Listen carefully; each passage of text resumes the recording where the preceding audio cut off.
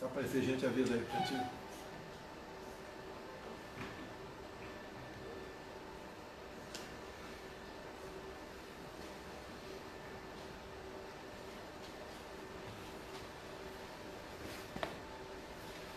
Boa noite a todos.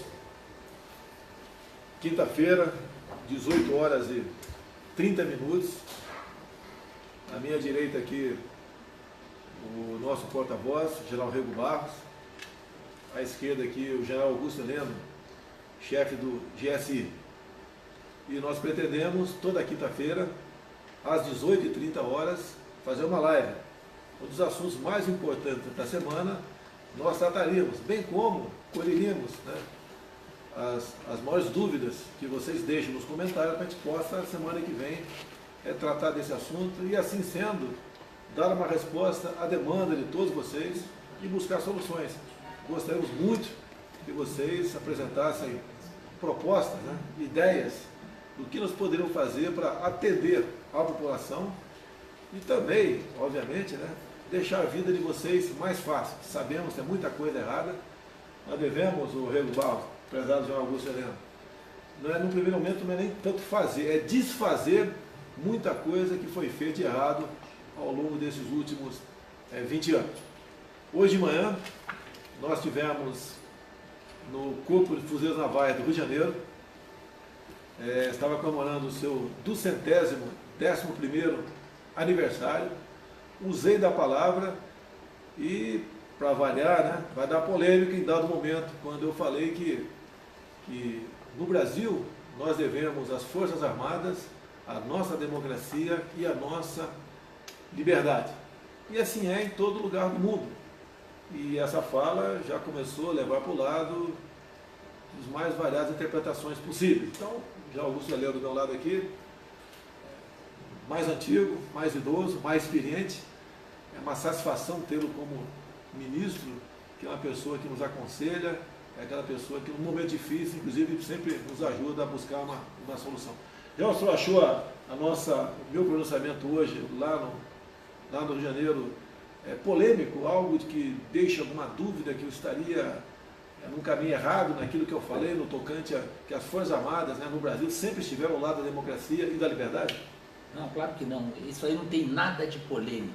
Ao contrário, as suas palavras foram ditas de improviso para uma tropa qualificada e foram colocadas exatamente para aqueles que amam a sua pátria, aqueles que vivem diariamente o problema da manutenção da democracia e da liberdade, caracterizando e exortando para que continuem a fazer o papel que vem fazendo, de serem os guardiões da democracia e da liberdade. E tentaram distorcer isso como se isso fosse um presente dos militares aos civis. Não é nada disso.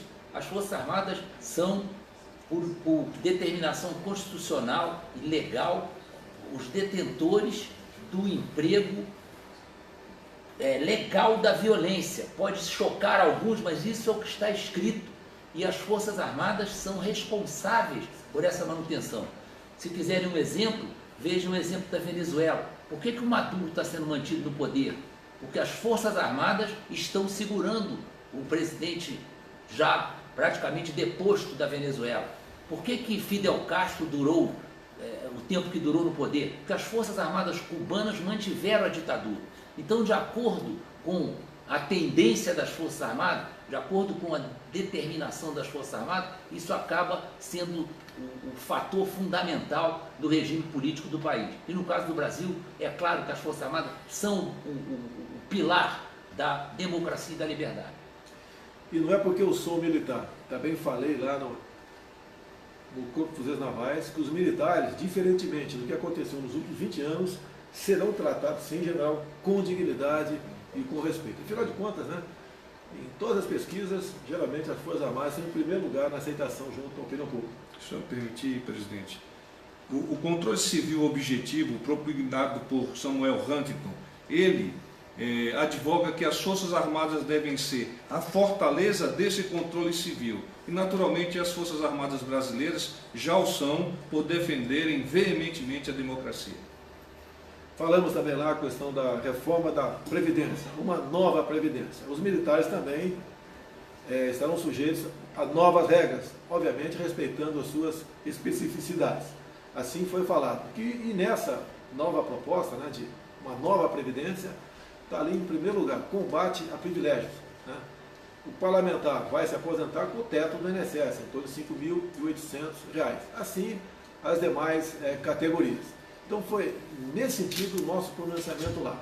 E nós, né, não é porque eu quero, nós precisamos fazer uma reforma da Previdência. Afinal de contas, ela está mais do que deficitária. E nós não queremos que no futuro o Brasil se transforme numa Grécia, onde chegou-se ao fundo do poço na questão econômica. E nós pretendemos, sim, aprovar essa reforma que está lá. Se bem que o parlamento é soberano para fazer qualquer possível alteração. Só esperamos que ela não seja muito desidratada para que atinja realmente o seu objetivo e sobre recurso para nós investirmos em emprego, em segurança, em saúde, em educação. É isso que nós pretendemos com a nova reforma da Previdência, que sabemos que desagrada algumas pessoas, sim, mas vamos combater os privilégios e vamos botar o Brasil no rumo do crescimento. O senhor gostaria de apresentar? Está aqui, ó. Um trabalho desenvolvido pela Secretaria de Comunicação, em consórcio com o Ministério da Economia, para facilitar o entendimento do projeto apresentado pelo nosso presidente. Nós temos que acreditar no Brasil. Como informação, é de conhecimento de todos, apresentamos uma medida provisória do corrente ano que trata do imposto sindical.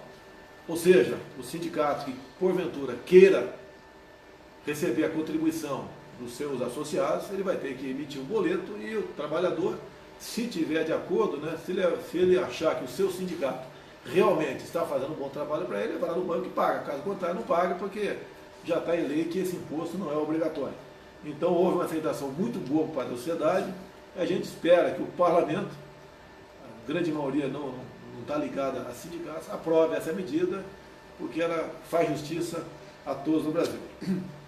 Também dizer aos senhores que nesse mês de março, né, nós faremos 3 visitas oficiais a outros países, Estados Unidos, Israel e Chile. Né? Obviamente, vamos trazer algo de concreto nessas visitas. Não só Itamaraty, nem como os ministérios interessados nessa viagem estão ultimando as propostas, possíveis acordos e parcerias que teremos com esses países. Então a viagem, no meu entender, será bastante proveitosa para o nosso Brasil. Com certeza. Eu vou aproveitar e tratar de outro assunto que foi colocado por uma parte da imprensa de maneira incorreta. Noticiaram que o cartão corporativo da presidência tinha gasto mais de 16% em janeiro de 2019 do que em janeiro de 2018. Esqueceram que nós estávamos vivendo o período da posse, que em janeiro de 2018 era o presidente da República, não tinha nem vice-presidente, e agora em janeiro de 2019 nós tínhamos o presidente que estava deixando o poder, o presidente que foi eleito e mais o vice-presidente. Então, todo o aparato para a posse, a vinda de presidentes estrangeiros, de altas autoridades, todo esse movimento, é lógico que acabou fazendo com que o cartão corporativo aumentasse a sua despesa. E noticiaram como se tivesse sido uma extravagância, o que não aconteceu. E a despesa majorada, né, foi de 16%. Agora, como um todo, de forma global, a despesa com cartões corporativos baixou 28%. Então, lamentar, infelizmente, a imprensa pegou aquela parte negativa, né, e divulgou. Se bem que não foi tão negativa assim, porque a despesa do ano passado tinha um presidente apenas, né, e nessa agora tinham 2 presidentes e um vice-presidente. O assunto que interessa a vocês, há pouco nós anunciamos que vamos entrar com um projeto, através do que vai estar ultimando o projeto, o nosso ministro da Infraestrutura, o Tarcísio, que é um capitão do Exército, que é formado pelo INE, que é concursado pela Câmara dos Deputados. Vamos buscar, né, junto ao Parlamento, aumentar a validade da carteira de motorista de 5 para 10 anos. Agora, uma coisa muito importante, lombadas eletrônicas. Conversei com o ministro Tarcísio, né, é que é uma quantidade enorme de lombadas eletrônicas no Brasil. É quase impossível, né, você viajar sem receber uma multa. E a gente sabe que no fundo, né, ou desconfia, que o objetivo não é diminuir acidentes. Não é, porque hoje está muito mais preocupado em se olhar para o lado do barranco, que tem uma lombada eletrônica, do que para ver a sinuosidade das pistas. Então, uma coisa que foi levantada aqui pelo ministro Tarcísio, vale a pena tomar conhecimento, porque afinal de contas, né, o dinheiro é teu, a multa é você que paga. As estradas pedagiadas, um percentual do arrecadado em pedágio, a empresa tem que aplicar em manutenção, tapar buraco, pintar, fazer meio fio, entre outras coisas. E as empresas agora descobriram que o monitoramento pode fazer parte desse tipo de serviço. E o que é o monitoramento? São as lombadas eletrônicas. Se gasta muito dinheiro com lombada eletrônica, arrecadada com pedágio, que no fundo vai dar mais lucro para quem está realmente explorando aquela lombada eletrônica, e você fica com péssimo trabalho no tocante, então, a manutenção nas rodovias. Decisão nossa, né? Não teremos mais nenhuma nova lombada eletrônica para o Brasil. As lombadas que porventura existem, ainda são muitas, né? Quando for perdendo a sua validade, a princípio não serão renovadas. E lembrei da Rio Santos, já andei muito ali até a região de Mambucaba, e já fiz também, fui do Rio a Santos de carro, prezado Rego Barros, prezado General Augusto Heleno. É um inferno. São ali dezenas, 60, 70 lombadas eletrônicas de 60 ou 40 por hora. E você, quando anda lá no Rio de Janeiro, Copacabana, Leblon, né, você anda a 70 por hora. Então tem algo de errado, e essa adesão, no meu entender, foi exatamente nesse sentido. Vale lembrar que o DENIT, né, até há pouco tempo, estava na mão de partidos políticos. Isso acabou e esse departamento agora está voltado realmente para trabalhar 100% em benefício dos condutores. E é inclusive um oficial de engenharia da reserva do Exército Brasileiro, General Santos Filho. Está lá no DENIT agora. No DENIT, exatamente. Olha, tem espaço para civis, né? Nós temos muitos civis em nosso governo. Não vale dizer que tem apenas militar aqui. Agora, obviamente, por eu sou militar, né, a gente dá uma atenção redobrada aos militares que fazem o seu trabalho com muito zelo, como muitos civis também que o nosso governo vem fazendo. Agora, parabéns aos Santos Filhos e parabéns aí ao Tarcísio, né? Dois colegas contemporâneos nossos da Academia Militar das Agulhas Negras que estão fazendo um bom trabalho aqui no Ministério da Infraestrutura. Alguma coisa mais, Pardal? Não, está ótimo. Acho que as informações que foram passadas Uma são muito curiosidade, importantes. uma curiosidade apenas, né?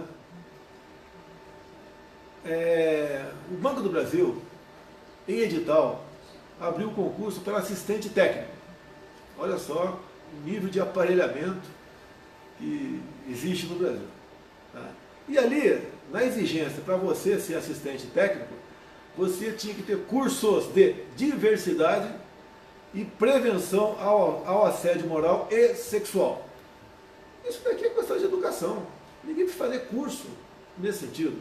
Liguei para o presidente do Banco do Brasil, ele confirmou junto à Previr que o edital é verdadeiro, realmente está sendo feita essa exigência, mas esse edital, né, vigorou até 1º de março. Nos futuros editais não teremos mais essa obrigatoriedade. Agora, um conselho que eu dou a vocês, né? Se porventura alguém for aprovado no concurso, for exigido esse diploma, você pode entrar na justiça que tu vai ganhar. Se bem que eu vou tentar, junto ao Banco do Brasil ainda, para que se evite isso, né? Que se abra um novo prazo para que pessoas que não têm esses cursos de diversidade e prevenção a assédio moral e sexual possam fazer concurso, possam fazer entrar nesse concurso de assistente técnico e ser, então, um bom profissional do Banco do Brasil sem esses cursos. E daí? O que tu acha? Você está preparado para fazer concurso do Banco do Brasil? Muito satisfeito. Meu general, você está preparado? Vou fazer o curso. Assistente técnico do Banco do Brasil? Olha, a gente dá risada aqui, mas não pode ser assim, pelo amor de Deus, né? A última matéria aqui, não, faça favor, claro. Eu assisti outro dia um vídeo de uma senhora que estava falando sobre a caderneta de vacinação da sua filha. Tá? Caderneta de vacinação da sua filha. E ela estava indignada porque a caderneta aqui, logo na frente, diz que é para crianças de 9 a 16 anos, a partir de 9 anos de idade. E no final, ela não tinha cartilha nas mãos, mas mostrava certas figuras que não caem bem, com toda certeza, para meninos e meninas de 9 anos de idade ter acesso. Então, me sensibilizei com essa essa crítica da senhora. Pedimos que assessores nossos fossem aos postos de saúde aqui do Distrito Federal e eles trouxeram então a caderneta de saúde. Detalhe, ela é de 2012, da senhora Dilma Rousseff, e foi impressa em grande quantidade, são 40 páginas, tem muitas boas informações aqui, sim, muitas informações boas, né, precisas. Agora, o final dela aqui realmente fica complicado no meu entendimento. Se você, pai ou mãe, achar que não, é um direito teu. Então, eu vou dar uma sugestão primeiro, né? Quem tiver cartilha em casa, dá uma olhada, porque vai estar na mão do seu filho, e se não for o caso, se você achar que é o caso, você tira essas páginas aqui que tratam desse tipo de assunto. O que nós fizemos aqui, Rego Barros, para dar jornalismo? Liguei para o ministro da Saúde, o Mandetta, que é de Mato Grosso do Sul, expus o problema para ele, e então a solução, né? O que é a decisão que ele tomou? Vai fazer uma nova cartilha, com menos páginas, mais barato, sem essas figuras aqui no final, e vamos rapidamente distribuir e recolher essas anteriores. Está no caminho certo? Maravilha. Caminho certo? É isso aí. Tá certo? E não vamos esquecer de uma coisa, já que é a última atividade aqui, né? Amanhã, Dia Internacional da Mulher. Então, em nome da minha mãe, a senhora Olinda Bonturi Bolsonaro, que está com 91 anos de idade, mora no Vado Ribeira. Eu quero mandar um abraço a todas as mulheres do Brasil por esse seu dia. Afinal de contas, estamos aqui por causa delas. Vocês são muitíssimo importantes em nossa vida. Mulheres do Brasil, um beijo no coração de todos vocês. Presidente, nós temos aqui uma interação com os nossos internautas e algumas perguntas eles nos apresentam. Eu gostaria de submeter a sua apreciação. Questão da abertura do BNDES. Responder agora? Respondo agora. Deixa eu matar aqui o BNDES. Conversei com o Paulo Guedes, o ministro da Economia, porque eu costumo conversar, não tem o Paulo Guedes, o João Heleno, o João Rego Barros aqui, ou qualquer ministro, como empregado meu, são colaboradores, fazem parte de um time que quer que o Brasil vença, né? E falei sobre esse compromisso de campanha no tocante ao BNDES. Então eu estou tendo aula na semana que vem com pessoas do Tribunal de Contas da União, ou melhor, amanhã. Então, são dois profissionais do Tribunal de Contas da União para falar sobre o BNDES. O que nós queremos? Transparência. Tá?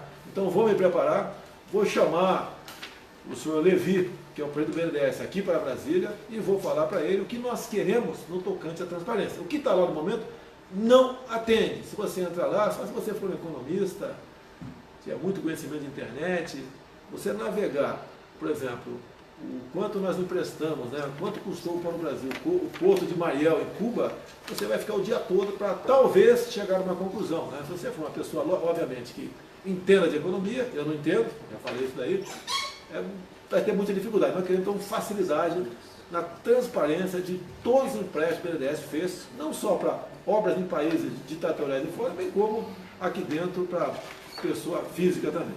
Então queremos sim a transparência do BNDES e brevemente vou ter a resposta tocante a isso.